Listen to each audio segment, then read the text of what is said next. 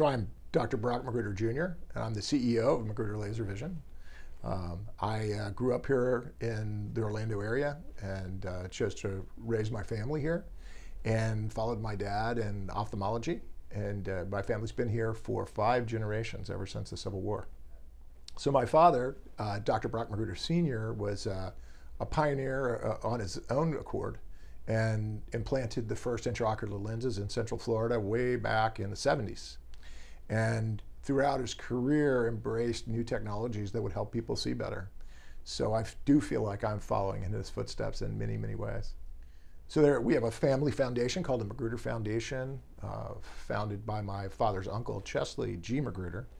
And I'm currently a board member on that foundation, and we support the arts, medical, and all sort of humanitarian aid here in Central Florida. I enjoy outdoor activities like bicycle riding and fishing, all the other things that us Floridians like to do. I like to cook, I enjoy wine, and my family.